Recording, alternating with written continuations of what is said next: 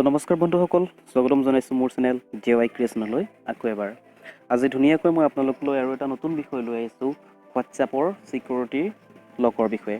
So বন্ধুসকল, আমি সাধাৰণতে কি কৰোঁ, এটা প্ৰাইভেচি এপছ ইউজ কৰোঁ আৰু সেই এপছটোৰ দ্বাৰা আমি আমাৰ হোৱাটছএপটো লক লগাই থওঁ। কিন্তু বন্ধুসকল, এইখিনি কৰাৰ কোনো দৰকাৰ নাই, আৰু এইখিনি কৰিলে যে আমাৰ হোৱাটছএপটো সুৰক্ষিত তেনে কোনো কথা নাই।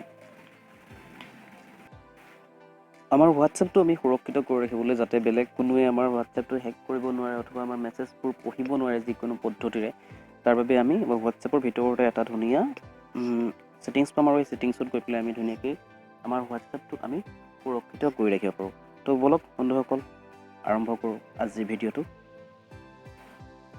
গতিকে বন্ধুসকল, আমাৰ হোৱাটছএপটো আমি সুৰক্ষিত কৰিবলৈ প্ৰথমে আমি হোৱাটছএপটো খুলি ল'ব লাগিব। মোৰ হোৱাটছএপটো খোলা হৈ আছে, আপোনালোকে দেখা পাইছে। আৰু ইয়াত আমি ওপৰফালে সোঁহাতে যি আছে তিনিটা ডট, এই তিনিটা ডটত ক্লিক কৰিব লাগিব।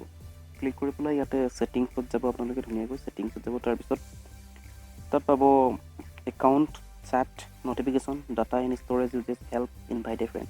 ইয়াত আপোনালোকে একাউণ্টত যাব আৰু ইয়াতে প্ৰথম পাব প্ৰাইভেচি অপশ্যনটো আপোনালোকে সকলোৱে জানে। ইয়াত photo, privacy, last in profile photo এইবোৰ বিষয়ে থাকে, ব্লগ এইবিলাকৰ বিষয়ে হ'ব। গতিকে ছেটিংছ নালাগে, ছিকিউৰিটিত গৈ আপোনালোকে চাব পাৰে, ইয়াতো দৰকাৰ নাই কোনো কৰা। তো বন্ধুসকল, আপোনালোকে থাৰ্ড অপশ্যনটোত যাব, ইয়াত আছে 2 ষ্টেপ ভেৰিফিকেশ্যন, আৰু ইয়াত আপোনালোকে ক্লিক কৰিব। আৰু ক্লিক কৰাৰ লগতে দেখিছে ধুনীয়া এটা এনেকুৱা নতুন পেজ খোল খাব। For added security enable 2 step verification which will require a pin when registering your phone number with WhatsApp again. চ' বন্ধুসকল, আপোনালোকে এইটো এনেবল কৰিব লাগিব। এনেবল ক্লিক কৰিছোঁ, আৰু ইয়াত এনেবল কৰাৰ লগে লগে আপোনালোকে দেখা পাইছে enter a 6 digit PIN which you will be asked for when you register your phone number with WhatsApp. কিন্তু ইয়াতে আপোনালোকে এটা 6টা সংখ্যাৰ পিন দিব লাগিব, আৰু এই পিনটো মই ছেট কৰি লৈছোঁ, মোৰ পিনটো।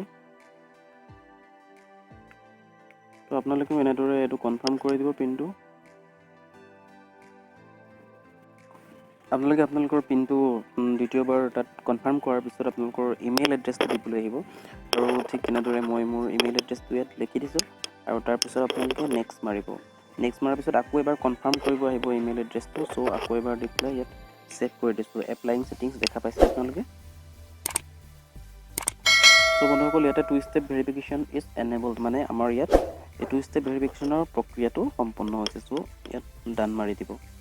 আৰু কেতিয়াবা যদি আপোনালোকে ডিচেবল কৰিব বিচাৰে, ইয়াত ডিচেবল কৰিব পাৰে, পিনটো চেঞ্জ কৰিব পাৰে, ইমেইল এড্ৰেছটো এনেদৰে চেঞ্জ কৰিব পাৰে ইয়াত গৈ পেলাই ক্লিক কৰি।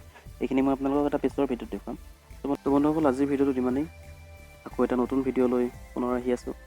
তেতিয়ালৈকে নমস্কাৰ, জয় আই অসম।